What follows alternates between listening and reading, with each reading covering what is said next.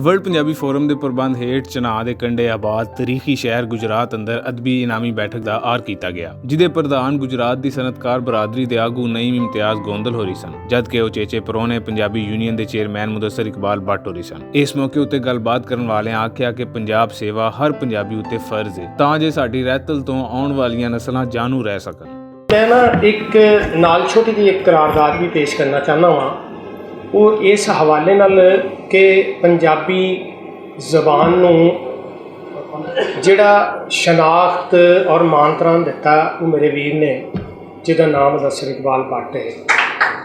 मैं इस हवाले नाल एक करारदाद पेश करना चाहना कि उन्हें पंजाबी नूं ना सिर्फ अपने आप ते लागू किया, अपने आप ते सवार किया, अपने ਇਹਦੇ ਖਿਲਾਫ ਲਈ ਕੰਮ ਕੀਤਾ,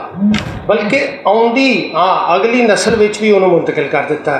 ਮੈਂ ਇਸ ਹਵਾਲੇ ਨਾਲ ਉਹਨਾਂ ਨੂੰ ਖਰਾਜੇ ਤਹਿਸੀਨ ਪੇਸ਼ ਕਰਨਾ ਵਾ। ਜਿਹੜਾ ਆਪਣੇ ਮੌਕਫ ਤੇ ਡਟ ਜਾਵੇ, ਨਫੇ ਨੁਕਸਾਨ ਨੂੰ ਅਲੱਗ ਕਰਕੇ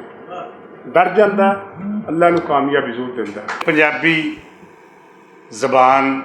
ਸਾਡੇ ਬਲੀਆਂ ਤੇ ਔਲੀਆ ਦੀ ਜ਼ਬਾਨ, ਇਹਨੂੰ ਜ਼ਿੰਦਾ ਰੱਖਣ ਲਈ ਬਹੁਤ ਜ਼ਰੂਰੀ ਹੈ। और मैं जिवें अगे अर्ज किया ना कि जो लोग ये ऐसे काम कर रहे हैं वो इबादत कर रहे हैं। पंजाबी पढ़ना बोलना लिखना सीखोगे, पंजाबी साडे निसाब का हिस्सा होएगी, पंजाबी साडी तालीम होएगी, असी पंजाबी पढ़ सकांगे, समझ सकांगे तो असी बुल्ले शाह नूं पढ़ांगे, असी सुल्तान बाहू नूं पढ़ सकांगे, असी बाबा फरीद नूं पढ़ सकांगे, तो असी दीगर तमाम उन्हां बलिया ते औलिया दे कलाम तो जानू हो सकांगे जिन्हां दी तालीम सिर्फ मुहब्बत अमन ते रवादारी है। पंजाबी बड़ी मिठी ज़बान है, लेकिन सानू ये एहसास नहीं है क्यों कि मादरी ज़बान है तो जिहड़ियां कौमां अपनी कौमी ज़बान की मादरी ज़बान की इज्जत नहीं करदियां, भार नहीं चुकदियां, वो तरक्की भी नहीं करदियां। तो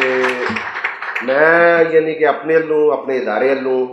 मैनूं इन्नी क खुशी हुई है, मैं अज जो लफ्ज़ां दे विच बयान नहीं कर सकता कि जिहड़ी है मैं यूनीवर्सिटी में पढ़दा सां तो उस वेले कह लो कि किसी डिपार्टमेंट में पंजाबी में चले जाना, किसी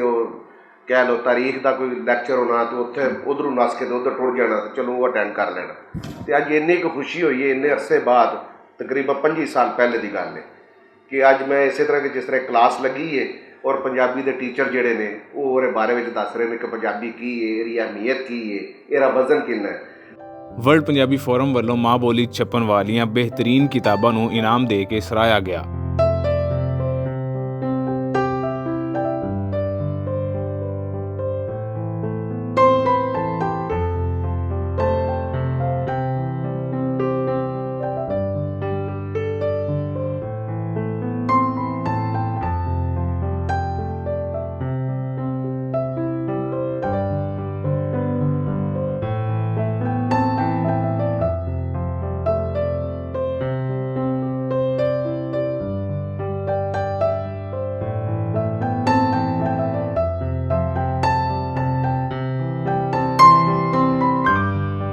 ਗੁਜਰਾਤ ਦੀ ਧਰਤੀ ਉੱਤੇ ਮਾਂ ਬੋਲੀ ਦੇ ਸੁੱਚੇ ਸੇਵਕਾਂ ਦੀ ਮਿਹਨਤ ਪਾਰੋਂ ਪੰਜਾਬੀ ਲਿਖਾਰੀਆਂ ਦਾ ਹੌਸਲਾ ਵਧਣ ਦੇ ਨਾਲ-ਨਾਲ ਉਹ ਕਦਰਾਂ ਵੀ ਮਜ਼ਬੂਤ ਹੋਣਗੀਆਂ ਜਿਹੜੀਆਂ ਕਿਸੇ ਵੀ ਰਹਿਤਲ ਨੂੰ ਮਹਾਨ ਕਰਦੀਆਂ ਨੇ।